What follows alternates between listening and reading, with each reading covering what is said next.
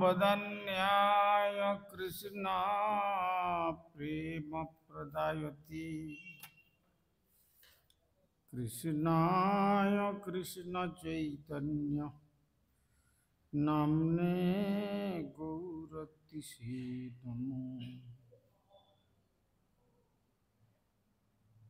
अंगस्य मलिमच्छटाभिरभितो मन्दी कृतेन्दीवरम्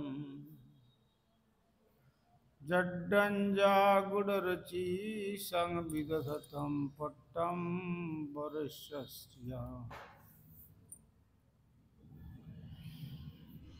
बृन्दारण्यविलासि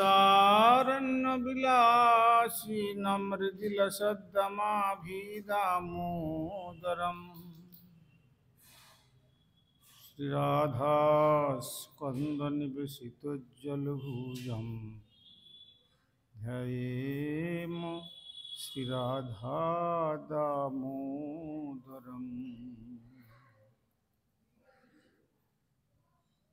ॐ नमः भगवते वासुदेवाय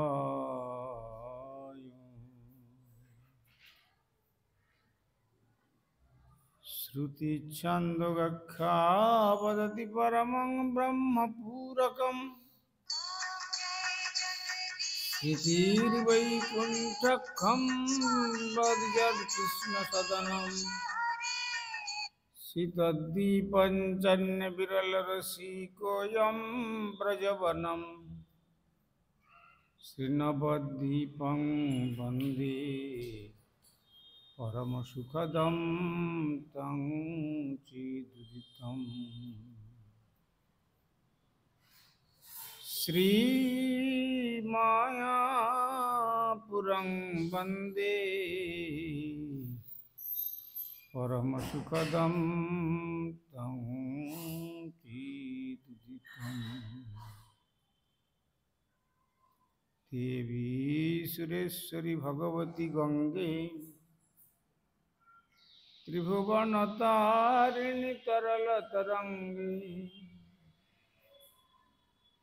शङ्करमौलिनिवासिनि विमले मम मतिरस्तं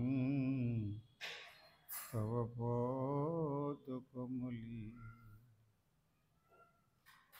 भक्त्या विहीनयपराधलक्ष्यै क्षिप्तस्य कामादितरङ्गमध्ये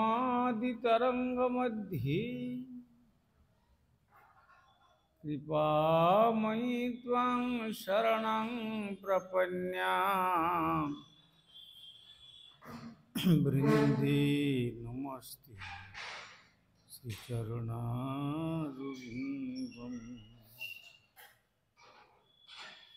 श्रीकृष्ण चैतन्य प्रभु नित्यानंद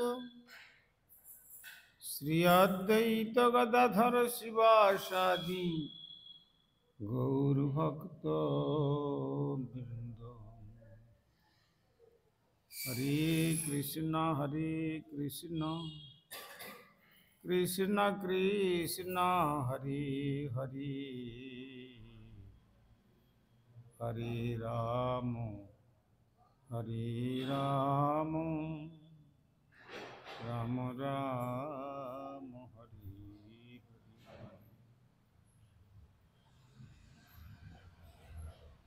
श्री गुरुदेव जय प्रभुपाद जय महाराज श्री राम।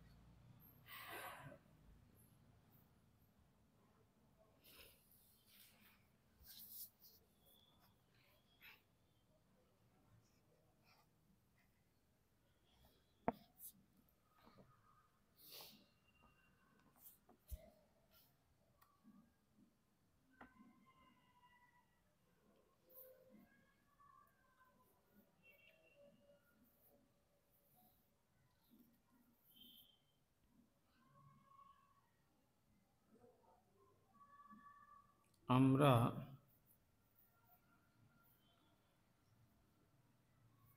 বিগত কল্য আস্বাদন করেছিলাম শ্রীমদ্ ভাগবতম দশম স্কন্ধের ষোড়শ অধ্যায়ের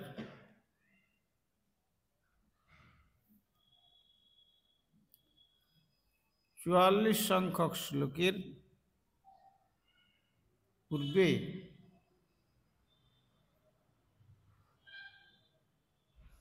সর্বাবতার লীলা পুরুষোত্তম ভগবান ব্রজেন্দ্রনন্দন শ্রীকৃষ্ণের সর্বশক্তিমত্তা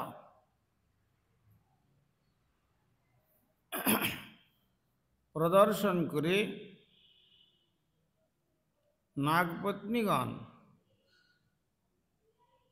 তারা সকলে শ্রী ভগবানের পাদপদ্ম বন্দনা করছে।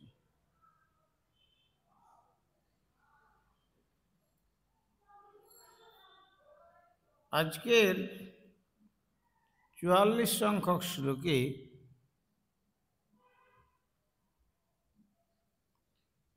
বলেছেন, নম প্রমাণমূলায় কবয়ে শাস্ত্রযোনে প্রবৃত্তায় নিবৃত্তায় নিগমায় নমো নমঃ।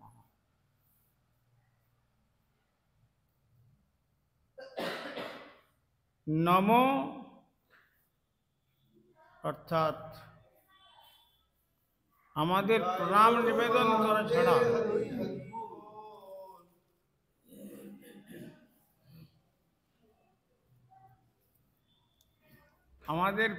নিবেদন করা ছাড়া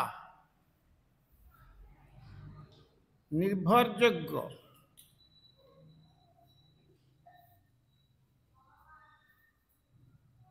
মূলায় মূল স্বরূপ কবয়ে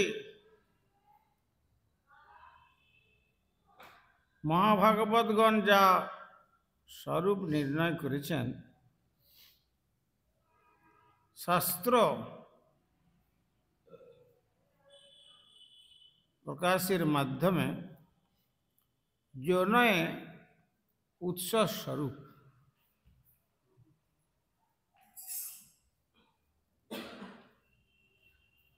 প্রবৃত্তায় যা ইন্দ্রিয় তর্পণকে উৎসাহিত করে, নিবৃত্তায় যা বৈরাগ্যকে উৎসাহিত করে, নিগমায় যিনি উভয় প্রকার শাস্ত্রের উৎস, তাকে আমরা বারবার প্রণাম নিবেদন করি।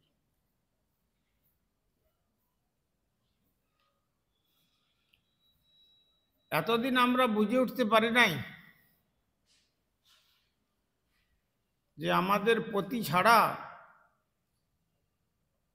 আরো কোনো শ্রেষ্ঠ শক্তি জগতে আছে।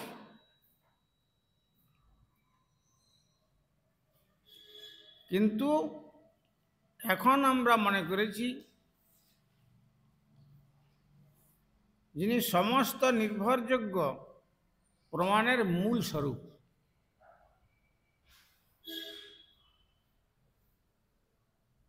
যিনি মূল,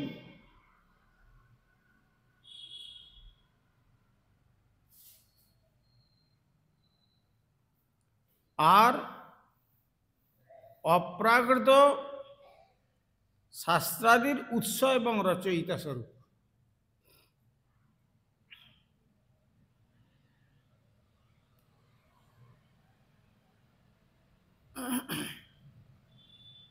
কেননা সমস্ত শাস্ত্র একাধারে তিনি রচয়িতা এবং সমস্ত অপ্রাকৃত শক্তির স্বরূপ। শাস্ত্র কাকে বলে? স্ব-অস্ত্র,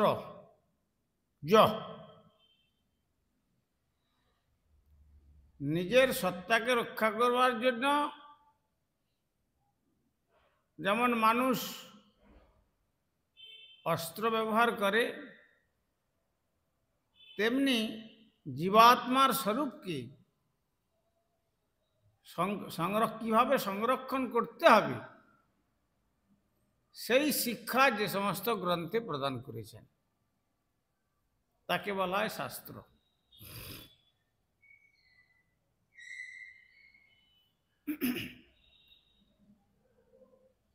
সেই সম্বন্ধে বর্ণনা করা হয়েছে ঋগ যজু সাম অথর্বস্য ভারতং পঞ্চরাত্রকম মূল রামায়ণঞ্চৈব শাস্ত্রবিত্য বিধীয়তে তচ্চানুকূলমেতস্য তচ্চ শাস্ত্রং প্রকীর্তিত অত গ্রন্থ বিস্তার নৈব শাস্ত্রং কুবর্তমত।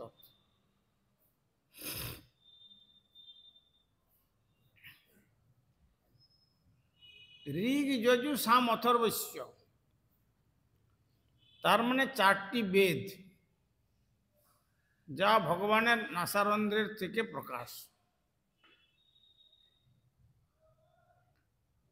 ভারতগম মহাভারত, পঞ্চরাত্রকম নারদ পঞ্চরাত্র,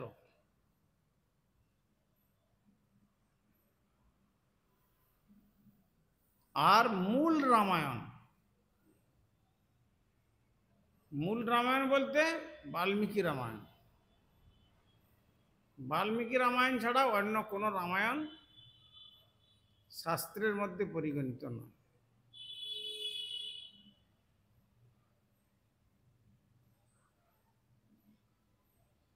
যেমন এই ফুলিয়ার কৃত্তিবাস ওঝা কৃত্তিবাসী রামায়ণ, অদ্ভুত রামায়ণ, অনেক রামায়ণ আছে এরকম। কিন্তু বাল্মীকির যে রামায়ণ, মূল রামায়ণ চৈব শাস্ত্রমিত্য বিধীয়ত, এই সবকে শাস্ত্র বলে জানবে। আর যে শাস্ত্র তচ্চানুকূলমেতস্য তচ্চ শাস্ত্রং প্রকীর্তিত, এর অনুকূলে যে সমস্ত গ্রন্থ, এই ঋগ যজু সাম অথর্ব ভারত পঞ্চরাত্র, এর অনুকূলে প্রকরণ গ্রন্থ যে সমস্ত, সেগুলোকেও শাস্ত্র বলিয়া জানিবে। অথবা অন্য গ্রন্থ বিস্তার নৈব শাস্ত্রম, এছাড়া অন্য যে সমস্ত গ্রন্থ জগতে শাস্ত্র বলে প্রচারিত হয়েছে, তথাকথিত শাস্ত্র বলে প্রচারিত হয়েছে, নত শাস্ত্রং কুবর্তমত, সেটা তো শাস্ত্র নয়। ওদি কিন্তু সে শাস্ত্র অধ্যয়ন করলে মানুষ কি হয়, অনুসরণ করলে কুপদগামী হয়। কুবর্তমত মানে নিরয়গামী।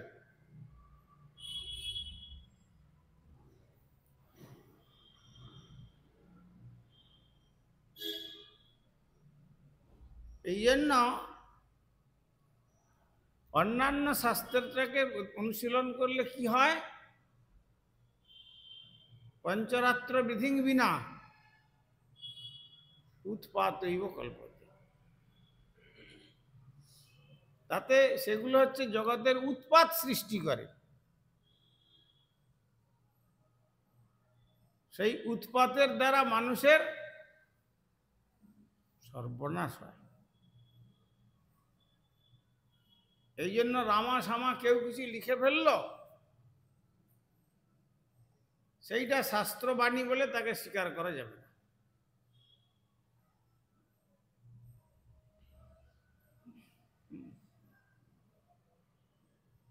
যেমন শ্রীরামপুরের মালি বুড়ো বলে একজন শ্রীচৈতন্যের অন্তর্ধান রহস্য বলে একটা গ্রন্থ লিখেছিল।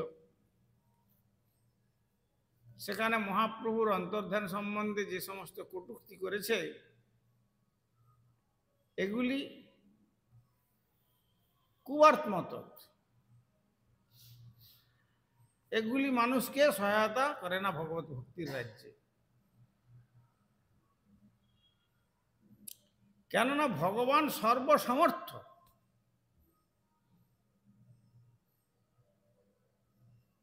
এখানে যখন চাঁদ গাজীকে নৃসিংহমূর্তি ধারণ করে তার বক্ষ ফেটে দেবেন বলে রাত্রিতে তাকে এইভাবে একটা ভীতি প্রদর্শন করালেন, তারপরে চাঁদ গাজী মুসলমান হয়েও তার বংশে তালাক দিয়ে গেলেন যে আমার এই স্থানেতে হরি সংকীর্তন কখনো বন্ধ হবে না।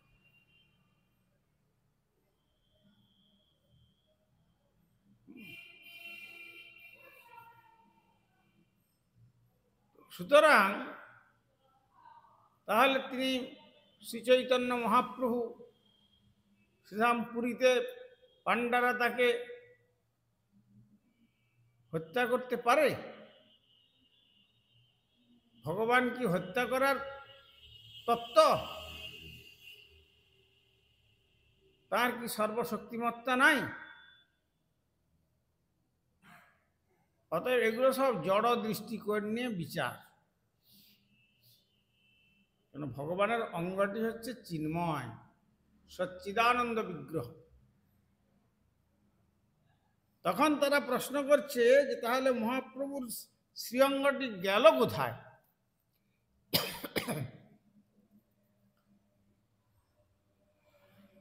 মীরাবাইয়ের শরীর কোথায় গিয়েছিল? তিনি তো একজন সাধিকা।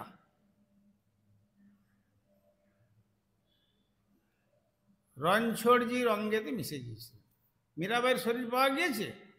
পাওয়া যায়।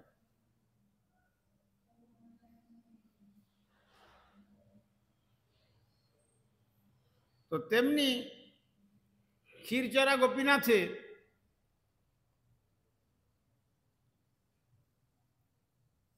যখন প্রবেশ করলেন,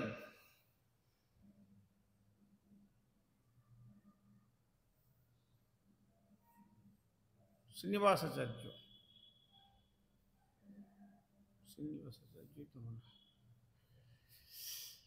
যাই হোক, সেখানে শুধু গোপীনাথের হাতের মধ্যে তার ওড়নাটাই ছিল, আর গোপীনাথের অঙ্গেতে লীন হয়ে গেল।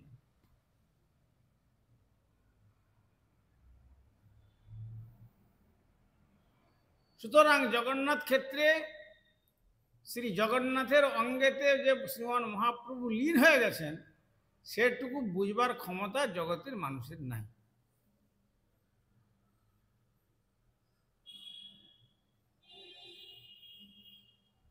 যে যেখানে আছে তাকে সেভাবেই দেখছেন।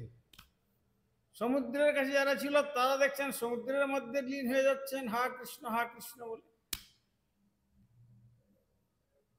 আরতি প্রাককালে টোটা গোপীনাথে যারা ছিলেন তারা দেখলেন যে গোপীনাথের অঙ্গেতে লীন হয়ে গেলেন।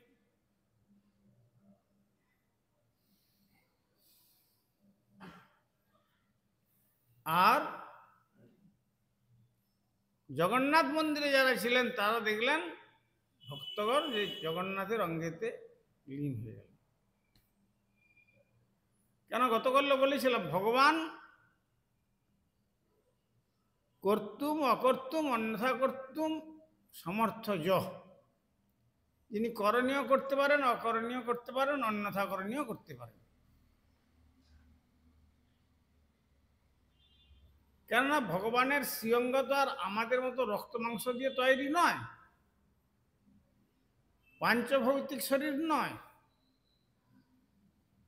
ভগবানের শরীরটি হচ্ছে অপ্রাকৃত শরীর।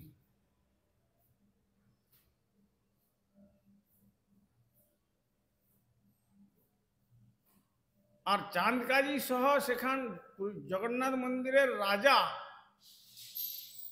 প্রতাপরুদ্র, যিনি মহাপ্রভুর প্রভাবে প্রভাবান্বিত হয়ে বললেন যে আমি রাজপদ ছেড়ে ভিখারি হব যদি প্রভু আমাকে দর্শন না দেন। মহাপ্রভু যাতে থেকে তার ভজন লীলা সুষ্ঠুভাবে করতে পারেন, তাই তিনি গম্ভীরাতে তার ব্যবস্থা করে দিলেন। জগন্নাথের মহাপ্রসাদের ব্যবস্থা করে দিলেন। রাজশক্তি তার চরণধুলি পাবেন বলে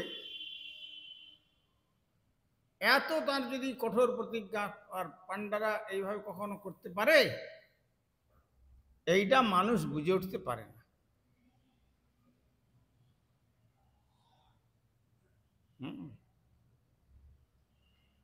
অতএব শ্রী ভগবান হচ্ছেন সর্বসমর্থ। আর এই জন্য যে কোনো বই পড়ে তার মধ্যে সিদ্ধান্ত নিয়ে এসে কথা বলা যাবে না।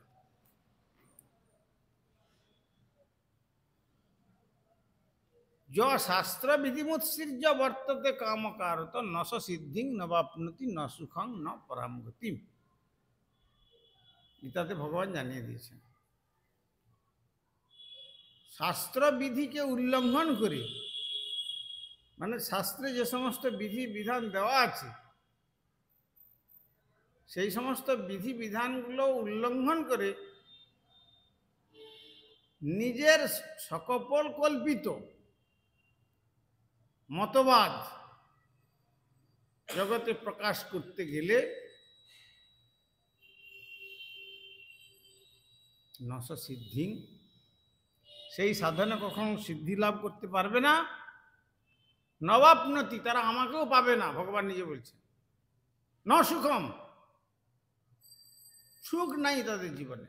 ন পরাম গতিম, শ্রেষ্ঠ গতি কোনোদিন সে লাভ করতে পারে। যেখানে পিতামহ ভীষ্মের মতো ব্যক্তিত্ব একবারে অত্যন্ত চোখা চোখা বাণ নিক্ষেপ করছেন অর্জুনকে উপলক্ষ করে,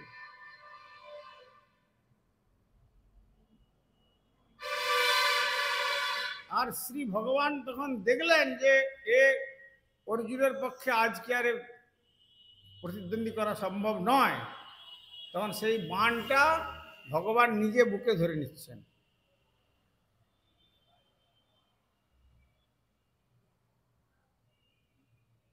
নিজে বুকে ধরে নিচ্ছেন।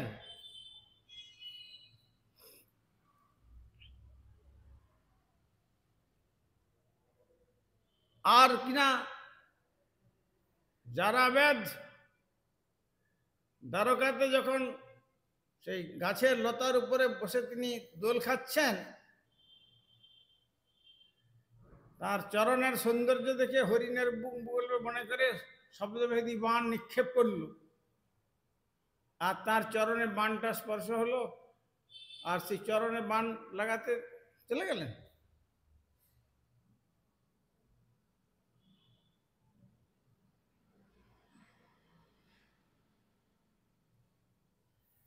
বলছেন এইটা তার পূর্বজীবনের অর্থাৎ ত্রেতাযুগের কথা ছিল।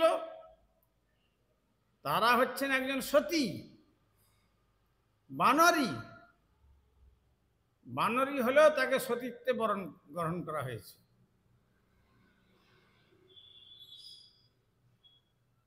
অহল্যা, দ্রৌপদী, কুন্তী, তারা, মন্দোদরী, স্ততা, এরা সব সতী।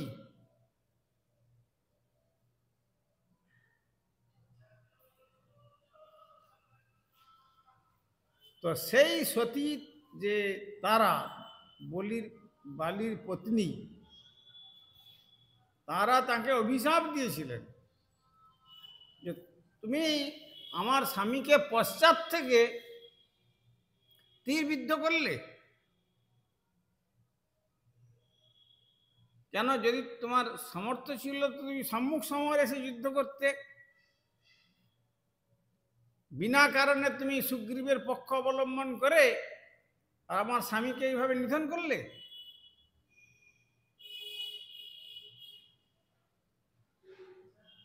তখন তারা অভিশাপ দিয়েছিলেন এর পরের জীবনে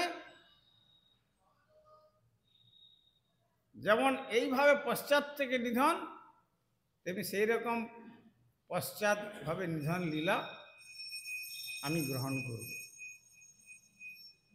সেই জন্য বাণটা চরণে স্পর্শ হওয়াতে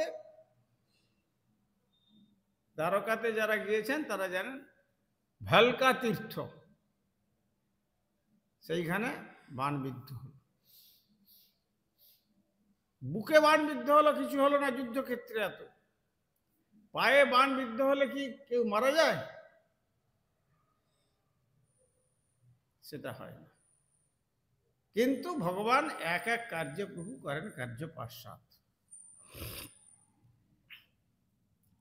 এই জন্য ওই কোনো শাস্ত্রে নাই বলেই গৌড়ীয় বৈষ্ণব জগৎ শ্রীমন মহাপ্রভুর যে অন্তর্ধান লীলা, ওই সমস্ত বাজারের আজে বাজে কথাতে কোনো কর্ণপাত করেন না।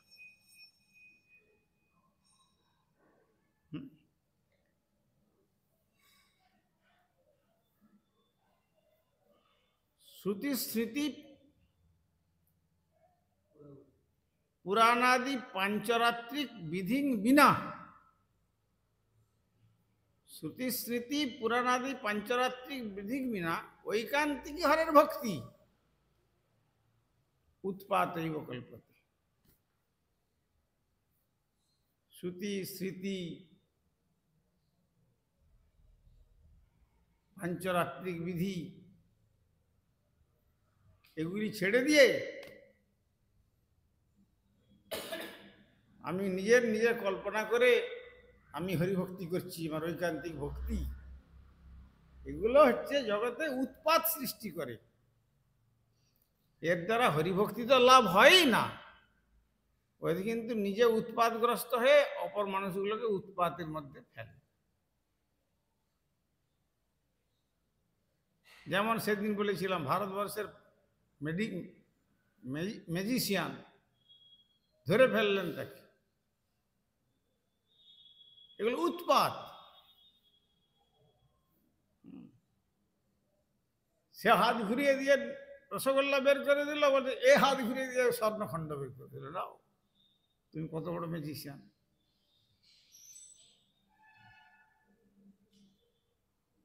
এগুলো একটা সিদ্ধি, ঐকান্তিক হরের ভক্তি নয়। হওয়ার জন্য তারা ভগবানকে ভগবান বলে না বলে মানুষকে রক্ত মাংসের শরীর দিয়ে গড়া পাঞ্চভৌতিক দেহ, তাদেরকে মানুষ ভগবান বলে মনে করে। আর যদি পাঞ্চভৌতিক দেহ হতো তাহলে কালীয় সর্পের দংশন, এইভাবে সে সহস্র মুখে কৃষ্ণকে দংশন করেছে। সেই দংশনেতে ভগবান শ্রীকৃষ্ণের একটা অঙ্গের একটা লোম একটা নষ্ট হয়েছে? কিছু হয় নাই, বরং তার মাথার উপরে তিনি একবারে তাণ্ডব নৃত্য করে তার অভিমানকে একবারে চূর্ণ বিচূর্ণ করে, তার মুখ নাক দিয়ে রক্ত বের করে তার একবারে শক্তিকে নিঃশক্তি করে দিয়েছে। ভগবান সর্বসমর্থ।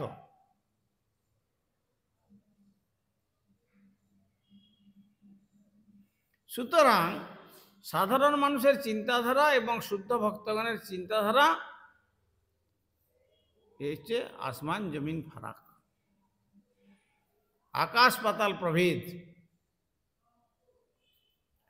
এই জন্য বলছেন যে মূলায় কবয়ে রচয়িতা স্বরূপ শাস্ত্র, যো নহে শাস্ত্রের উৎস স্বরূপ। আপনি সাধারণ গোপবালক নন, আপনি নন্দ বাবার ঘরে গোচারণ করছেন বলে যে রাখাল, তা নন। এখন আমরা বুঝতে পেরেছি এগুলো আপনার লীলা, আর প্রকৃতপক্ষে সমস্ত শাস্ত্রের উৎস। কিভাবে মানুষ সাধন ভজন করে তার নিজের জীবনকে সংশোধন করবে, সে সমস্ত উপদেশাবলী প্রদান করা হয়েছে। স্পিরিচুয়াল কনস্টিটিউশন মানে পারমার্থিক সংবিধান। জগতে যদি আমাকে ভারতীয় বলে প্রমাণ করতে হয়, তাহলে ভারতীয় সংবিধানের নীতি অনুসারে আমাকে চলতে হবে। আর যদি না চলি তাহলে দণ্ডনীয় হবে। আর পরমার্থ জগতে যারা পারমার্থিক উন্নতি করতে চান, তারা পারমার্থিক যে নীতি, পারমার্থিক যে বিধিবিধান, সেই বিধিবিধানকে মেনে চলতে হবে, তবেই পারমার্থিক অগ্রগতি হবে। নিজের কল্পনাপ্রসূত কোনো কিছুর দ্বারা জীব কখনো পারমার্থিক অগ্রগতি লাভ করতে পারে না। পারমার্থিক সংবিধান হচ্ছে শাস্ত্র। কিভাবে চলবে, কিভাবে আহার করবে, কিভাবে বিহার করবে, কিভাবে ভজন করবে, কিভাবে সেবা করবে, কি কি বস্তু সেবা করবে, এই সমস্ত শাস্ত্রের নির্দেশনা দিয়েছে। যা পেলাম জগতে সব একবারে বাঘের মতো খেয়ে ফেললাম, এইরকম ভগবান বলছেন আমাকে দাও, আমাকে দিয়ে তারপরে প্রসাদ রূপে পাও, এইটুকু তোমাদের অধিকার। কি দিবে? পত্রং পুষ্পং ফলম তোয়ম।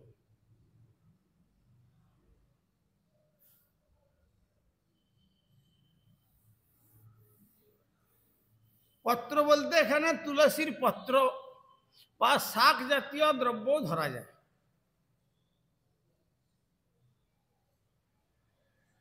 বলে পুষ্পও কি ভগবানকে দিলে খান?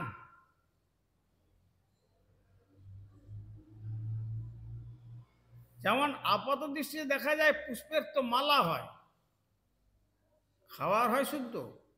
ওই যে অনেক ফুল আছে, যে ফুল আহার্যের মধ্যেও পরিগণিত। যেমন আমাদের সেদিন বক ফুলের, সেটা ফুল, কিন্তু সেটা বক ফুলটাও তো ভগবানকে ভোগ দেওয়া হলো।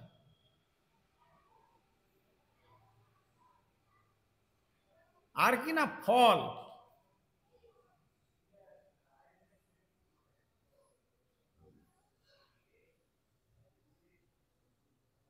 আর ফলম তোয়ম মানে জল।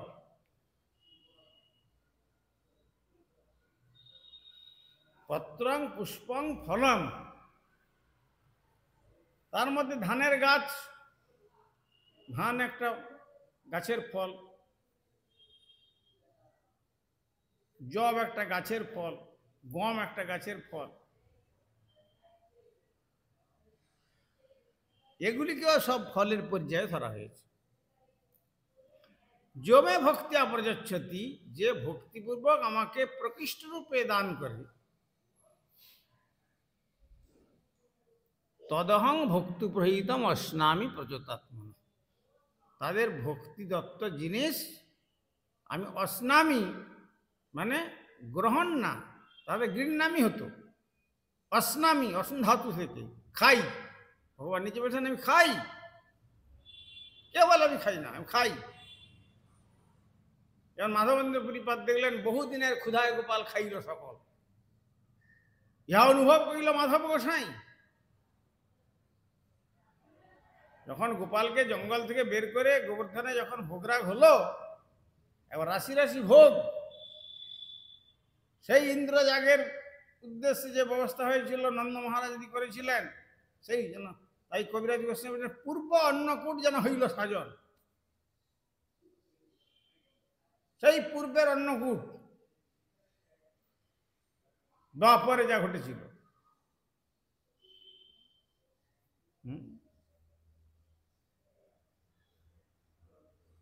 সেই রকম ভাবে সাজানো হয়েছিল যেন একবারে দ্বিতীয় হিমাল গোবর্ধন। কোথাও কোথাও রুটির স্তূপ, কোথাও কোথাও পুরীর স্তূপ, কোথাও কোথাও অন্নের স্তূপ, কোথাও কোথাও বিভিন্ন রকম সবজি একবারে শুদ্ধ গব্যঘৃতে ভাসছে, ক্ষীর, পিষ্টক, কত কিছু দিয়ে বলছেন যেন একবারে বিরাট গোবর্ধন পর্বতের মতো উঁচু হয়ে গেল সব।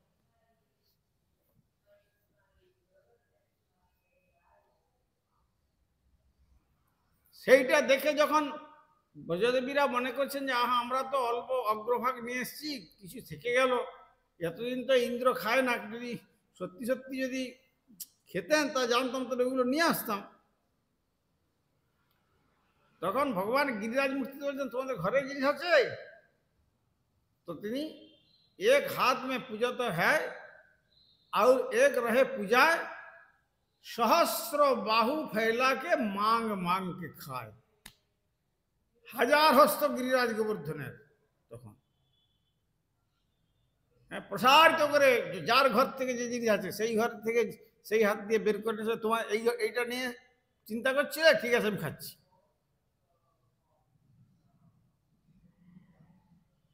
এই হচ্ছে ভগবানের ভগবান।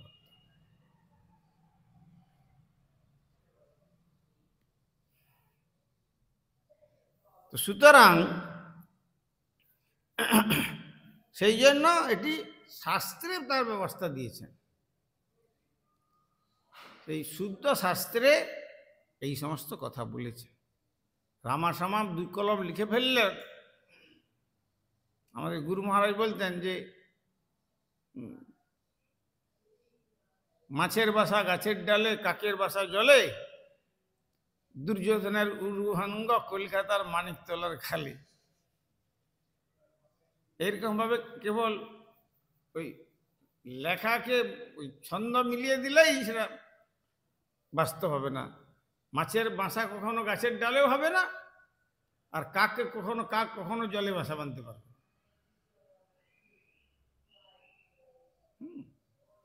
তেমনি শাস্ত্র নয়, শাস্ত্রেই একমাত্র তাকে প্রকাশ করেছে। বলেছিলাম সাধু শাস্ত্র গুরুরূপে আপনারা জান না, সাধুরূপে শাস্ত্ররূপে গুরুরূপে নিজেকে জানাচ্ছেন। কৃষ্ণ মোর প্রভু ত্রাতা, জীবের হয় জ্ঞান। কৃষ্ণই আমার একমাত্র প্রভু, কৃষ্ণই হচ্ছেন একমাত্র আমার ত্রাণকর্তা। এইটা জীব তখনই বুঝতে পারে। যদি সাধু শাস্ত্র অধ্যয়ন করে তাহলে সে এইটাই বুঝতে পারবে মহৎ কৃপাতে যে একমাত্র ভগবান শ্রীকৃষ্ণই হচ্ছে সর্বারাধ্য তত্ত্ব, সকলের আরাধ্য। এখানে গোবর্ধন ধারণ লীলাতে কি দেখতে পাচ্ছি আমরা? 33 কোটি দেবদেবীর যিনি রাজা দেবরাজ ইন্দ্র, তিনি তার কৃপা পাওয়ার জন্য লালায়িত হচ্ছেন। এই 33 কোটি দেবতাগণের যিনি রাজা, তিনি যার কৃপা পাওয়ার জন্য লালায়িত হচ্ছেন, তাহলে অন্যান্য দেবদেবীগণ কি এটা সহজেই অনুমান করা যায় তাদের অস্তিত্বটা কোথায়? রাজা যদি কৃষ্ণের কৃপা লাভ করবার জন্য এইভাবে সেই মানসী গঙ্গার জল, কামধেনুর দুগ্ধ, ঐরাবতের মাধ্যমে তাকে পুজো করে, প্রণাম করে, স্নান করিয়ে, কত কিছু করে, অভিষেক করে, গোবিন্দ নাম রেখে আর বারবার ক্ষমা প্রার্থনা করছেন, পরিক্রমা করছেন, আচ্ছা ঠিক আছে যাও, নিজে নিজে অধিকারে থেকে কাজ করো, অধিকারচ্যুত কার্য করার চেষ্টা করো না, তাহলে কিন্তু তোমার ইন্দ্রপদটাও চলে যাবে, ওই পদ থেকে তুমি ভ্রষ্ট হয়ে যাবে। আর যা করে ফেলেছি করেছি, আর করবো এরকম, শুধু এইবার মতো ক্ষমাটা করে দেন, যাও। সুতরাং এই হচ্ছে শ্রীকৃষ্ণ তত্ত্বের কথা। ঈশ্বর পরম কৃষ্ণ সচ্চিদানন্দ বিগ্রহ, অনাদিরাদি গোবিন্দ, সর্বকারণ কারণম, সমস্ত কারণের মূল কারণ। তাই বলছেন প্রকাশিত সমস্ত শাস্ত্রের জন্যই, মানে শাস্ত্রের উৎপত্তি উৎস স্বরূপ। প্রবৃত্তায় যা ইন্দ্রিয় তর্পণকে উৎসাহিত করে, নিবৃত্তায় যা বৈরাগ্যকে উৎসাহিত করে, নিগমায় যিনি উভয় প্রকার শাস্ত্রের উৎস, তাকে আমরা বারবার প্রণাম নিবেদন করি। নাগপত্নীগণ বলছেন তাঁর কৃপাতে। যিনি সকল নির্ভরযোগ্য প্রমাণের মূল স্বরূপ, যিনি দিব্য শাস্ত্রাদির উৎস ও রচয়িতা স্বরূপ, কেননা ব্যাসদেবের রচনা করেছেন, ব্যাস নারায়ণ স্বয়ং, এবং যিনি ইন্দ্রিয় প্রবৃত্তি ও ভোগ নিবৃত্তিমূলক উভয় বৈদিক শাস্ত্রের মাধ্যমে স্বপ্রকাশিত, পজিটিভ সাইড নেগেটিভ সাইড দুটোই, তবে না বোঝা যাবে। যদি সোনা সম্বন্ধে আমার একটা কংক্রিট আইডিয়া না থাকে, তাহলে ইমিটেশন দেখলেও তো আমি তাকে সোনা বলে মনে করব, কিন্তু সোনাকে সোনা বলে জানতে গেলে ইমিটেশন তত্ত্ব সম্বন্ধে আমার জ্ঞান থাকা দরকার। তবে আমি বুঝতে পারবো যে এটা বহুমূল্যবান সোনা আর এটা হচ্ছে কৃত্রিম। তেমনি এখানে প্রবৃত্তায় নিবৃত্তায়, ইন্দ্রিয়ের প্রবৃত্তি এবং নিবৃত্তি উভয়ের দিকেই উভয় বিষয় শাস্ত্রের মধ্যে বর্ণন করা হয়েছে। কেন? নিবৃত্তি মার্গেতে কিভাবে তার আরাধনা হয়, আর প্রবৃত্তি মার্গের দ্বারা মানুষ কিভাবে দুষ্ট প্রবৃত্তির দ্বারা, মলিন প্রবৃত্তির দ্বারা পরিচালিত হয়ে অধোগতি হয় সে কথা। তাই এমন যে আরাধ্য দেব, হে ভগবান, আমরা বারংবার আপনার শ্রীচরণে আমাদের প্রণাম নিবেদন করি। কৃপা সিন্ধু পাবনেভ্যো বৈষ্ণব। হরিহরয় নম কৃষ্ণ যাদবায় নম, হরিহরায় নম কৃষ্ণ যাদবায় মাধবায় কেশবায় নম। हर गोपाल गोविंद राम श्री मधुसूदन, गोपाल गोविंद हर गिरिधारी गोपीनाथ मदन मोहन। चैतन्य नित्यानंद श्री अद्वैत सुता, हरि गुरु वैष्णव भागवत गीता।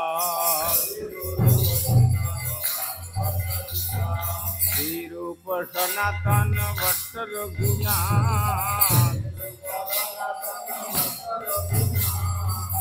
जीव गोपाल भट्ट दास रघुनाथ। जय गोसाईर करी चरण बंदन,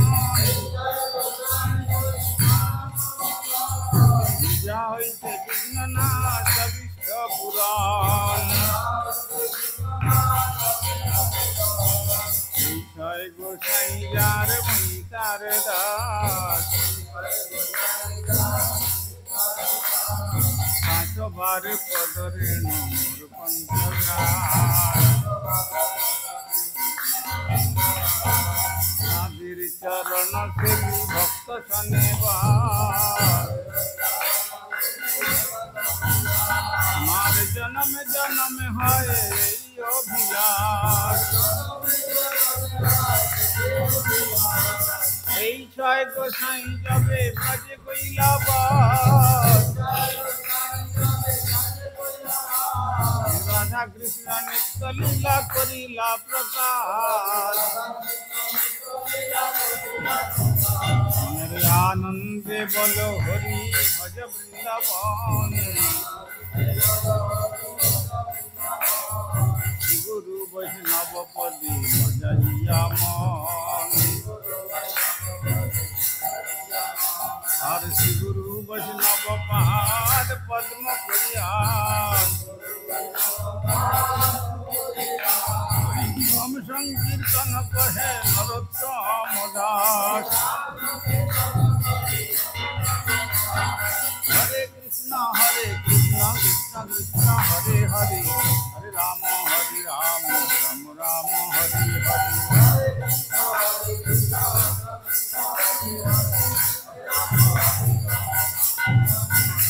जय गुरु हरि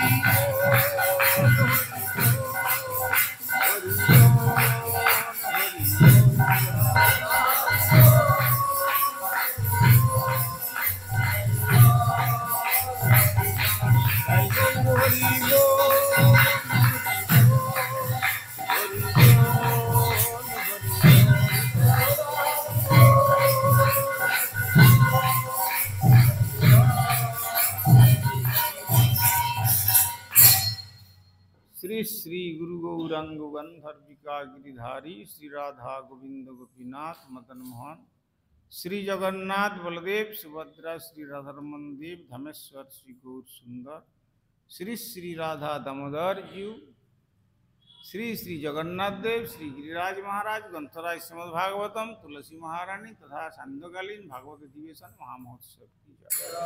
परमाराध्य श्री गुरुपाद पद्म विष्णुपाद श्री श्रीमद् भक्ति कुमुद संत गोस्वामी ठाकुर की जय।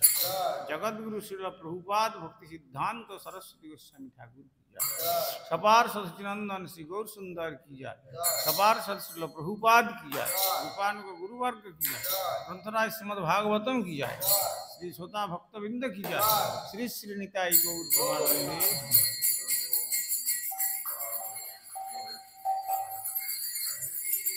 जय।